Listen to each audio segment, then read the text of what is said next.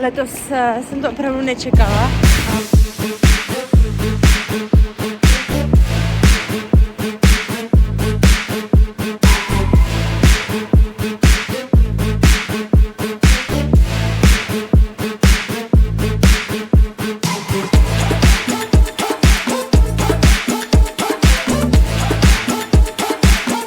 Dneska se mnou netřeba.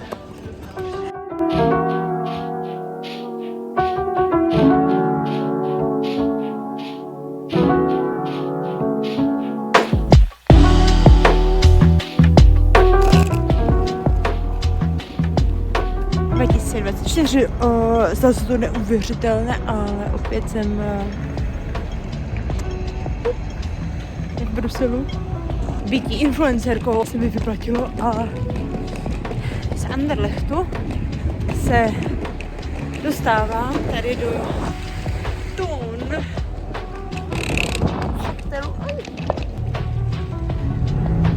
Tady budu bydlet. Přímo v srdci Bruselu.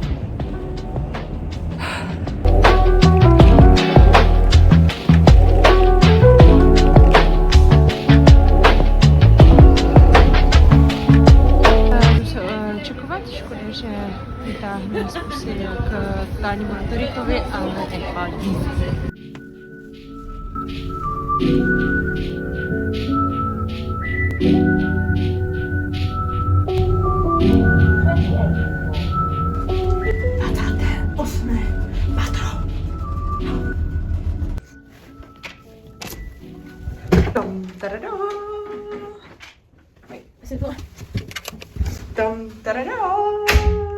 Oh, kufr.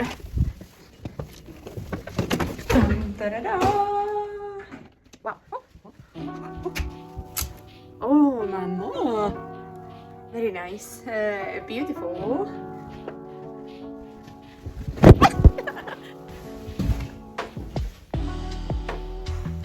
No.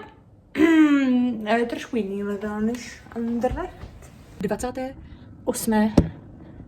patro. 28.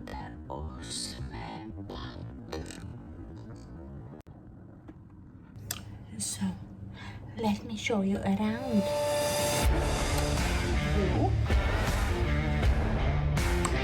Bed. Couch.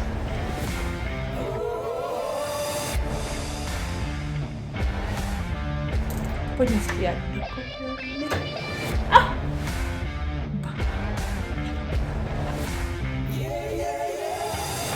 Oh. Hot.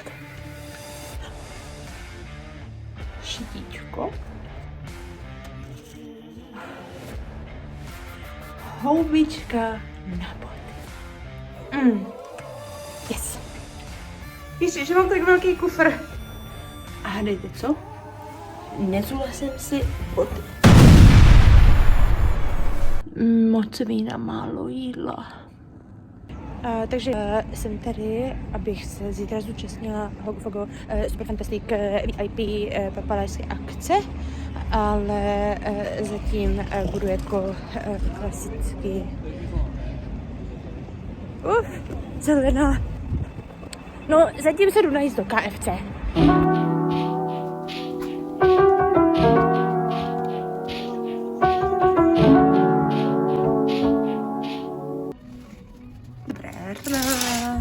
Bruselíčko. Atomium. Here. Moje práce. Here. Hihi.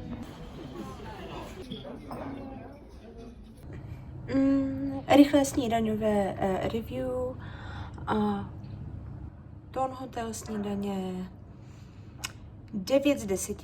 Srážím 1 bod za to, že neměli wafle. Na druhou stranu bylo z čeho vybírat a nejenom co se týče jídla.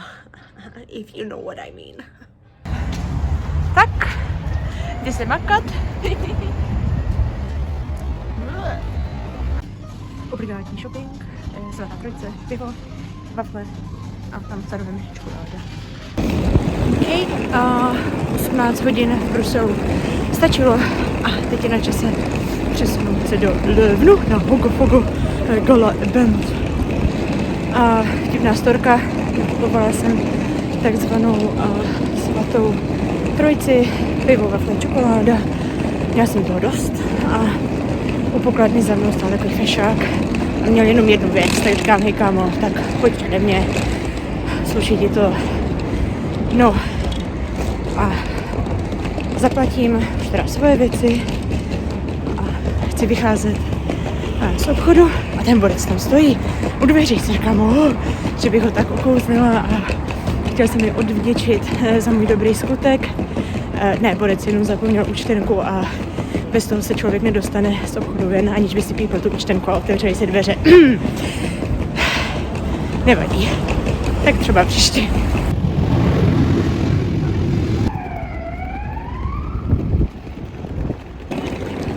Zdravím svých 7 subscriberů a dalších fanoušků, jiných fanoušků z Levnu.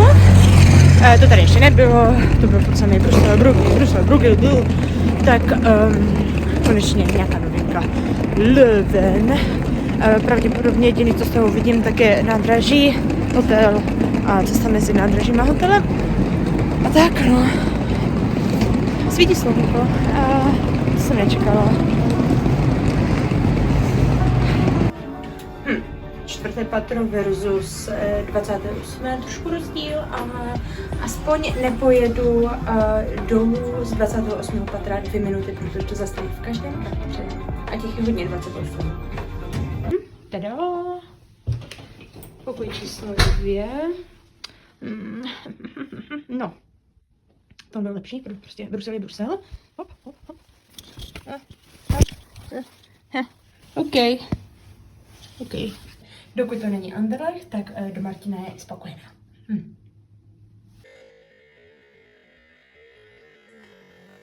No takže já celou dobu hledám Colina Farrella v Brugách a on je mezi tím v Levnu. No ale ovšem, toto škoda. Měla jsem si přinést prázdné lahvičky. Každopádně za toto musím strhnout body, i když to možná vypadá jako že to tak má být, že je to dekor. Dobře, tak tím pádem je to v pořádku. A čas se dát do gala. Někdo spolucestující. Brouček. Tak. Připadám si trošku jako provětřený šlapka. Co čeká v hotelovém lobby na zákazníka. Když se dívám na svoje vlasy, tak spíš jako kurva přichtě. Není nad to zamalovávat oko tmavě červeným lakem na nehty. Ale ladím.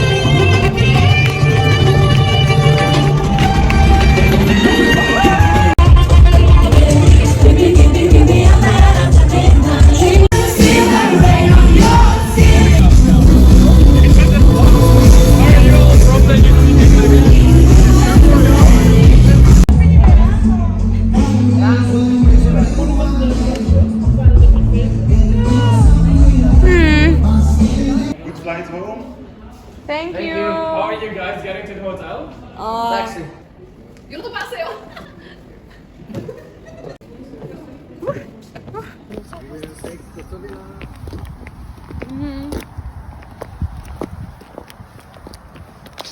Musíš pozvat hodně lidí, aby ti to zaplatili. Čus. Tak to je vás nezdrejte. Moment. No počkat. Už je to více jak 24 hodin. A teprve teď mám první pivo. Má se ještě film natáčí, jo? Ryba, to ještě.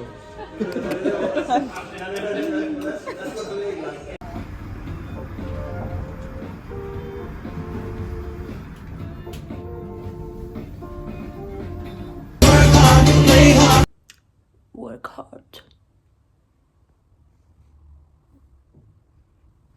Eindstation. Eerst volgende halte Brussel Airport.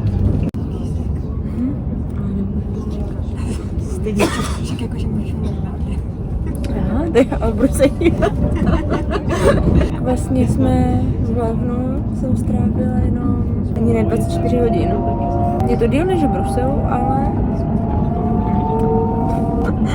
party byla. Bíra taky.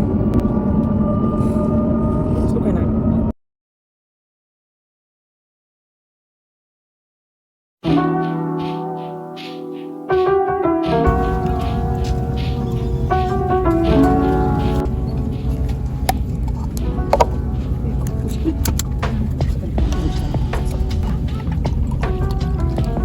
Ještě zvláštní.